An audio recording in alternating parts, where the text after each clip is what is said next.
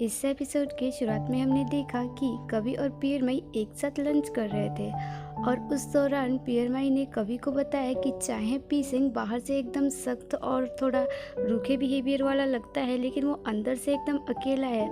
और उसने कवि को कहा कि लेकिन मुझे ये देखकर अच्छा लगता है कि तुम दोनों एकदम क्लोज फ्रेंड बन चुके हो। और इसके बाद पियरमई ने कवि को कहा कि हर साल की तरह इस साल भी हमारे जो कॉलेज का ग्रुप है वो गेट टुगेदर ट्रिप प्लान कर रहा है, क्या तुम उसमें आओगे? और उसने कहा कि अगर तुम आओगे तो बहुत ही अच्छा होगा, हम बहुत इंजॉय करेंगे।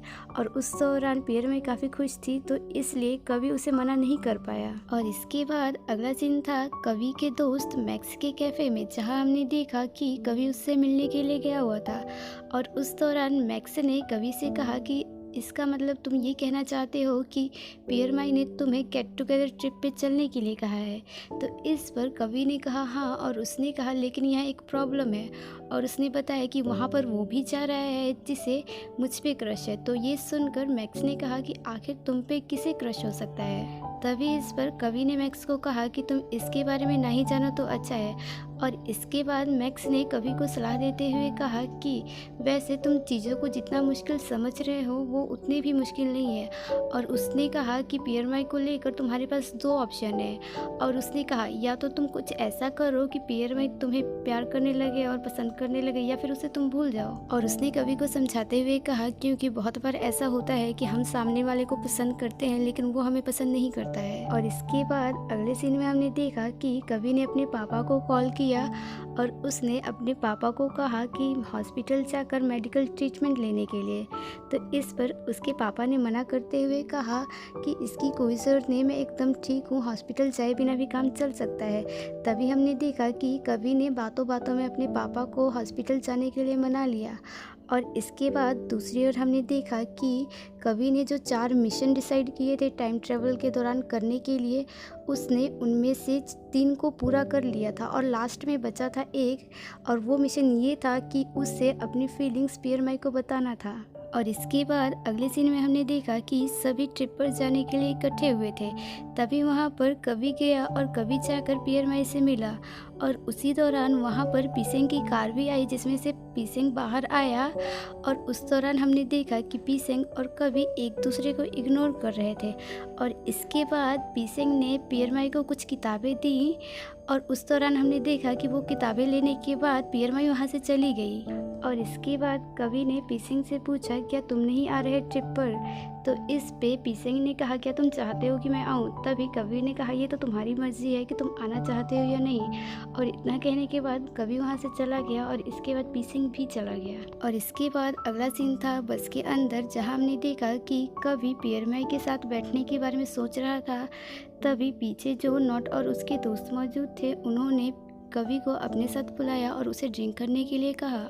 और इसके बाद हमने देखा कि बस ट्रिप वाली जगह पर पहुंच गई थी और उस दौरान कवि सो रहा था। तभी पियरमई ने कवि को जगाया और कहा कि हम ट्रिप वाली जगह पर पहुंच गए हैं। और इसके बाद सभी बस से बाहर आए। तभी उस दौरान हमने देखा कि नॉट कवि के पास गया और उसने कवि को कहा कि हमारे सीनियर ने बताया है कि यहाँ पर एक नियम है और हर साल सभी उस नियम को फॉलो करते हैं।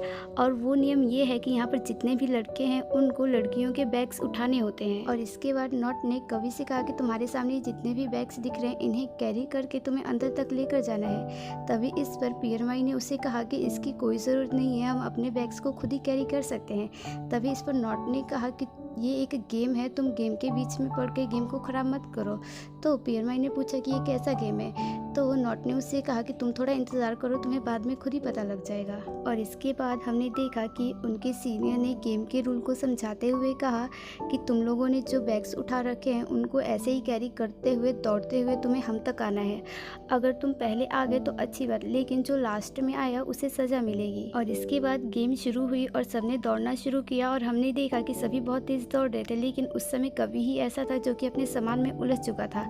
और इसके दूसरी ओर हमने देखा कि सभी भी वहाँ तक दौड़कर पहुँच चुके थे, लेकिन कवि अभी भी रास्ते में ही था और इसके बाद कवि सबसे लास्ट में वहाँ पर पहुँचा। तो इसलिए कवि को सज़ा देने के लिए सबने उसे उठाया और उसे उठाकर स्विमिंग पूल में फेंक दिया। और उस दौरान हमने देखा कि ये जो कुछ भी हो रहा था वो पियर माई को अच्छा नहीं लग रहा था, लेकिन वो कर भी क्या सकती थी। और इसके बाद वहाँ से सभी चले गए और पियर माई ने कवि को मदद करने के लिए अपना हाथ उसकी ओर बढ़ाया और उसकी मदद की। और इसके बाद अगले सीन में हमने देखा कि कवि अपने रूम में गया और वहाँ पर जाते ही उसकी नज़र बेड पे पड़े हुए 2 टॉवेल्स पे पड़ी और उन्हें देखते ही उसे याद आया कि जब वो उस रूम की चाबी ले रहा था तब उसने चाबी देने वाले से पूछा था कि वैसे मेरा रूममेट कौन है।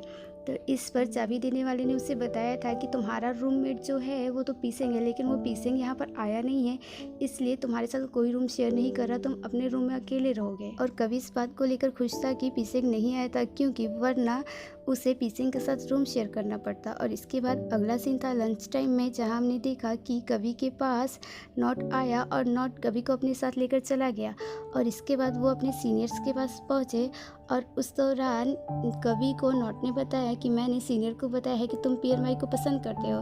तो इस पर कवि ने उसे कहा कि तुमने ऐसा क्यों किया, मैंने तुम्हें मना किया था किसी से भी बताने के लिए। तभी सीनियर ने कहा कि तुम उसे कुछ मत कहो, क्योंकि उसके इरादे नेक है, वो तुम्हारा ही भला चाहता है। और इसके बाद हमने देखा कि नोट और सीनियर ने कवि को कहा कि तुम्हें अपनी दिल की फीलिंग पियर माई को बता देनी चाहिए। और उन्होंने कहा कि यहाँ पर हर साल ऐसा ही होता है, कोई ना कोई अपने क्रश को अपनी फीलिंग बताता ही है। और उसने कहा कि वैसे भी ये दिन बहुत ही अच्छा रहता है, अगर तुम यहाँ पर अपने क्रश को अपनी फीलिंग बताओगे तो 99% चांस होता है कि वो तुम्हें सिलेक्ट कर ले। और हमने देखा कि उन दोनों ने अपनी बातों से कवि को राज़ी कर लिया अपनी फीलिंग पियर माई को बताने के लिए, और कवि भी इस बात पे मान गया।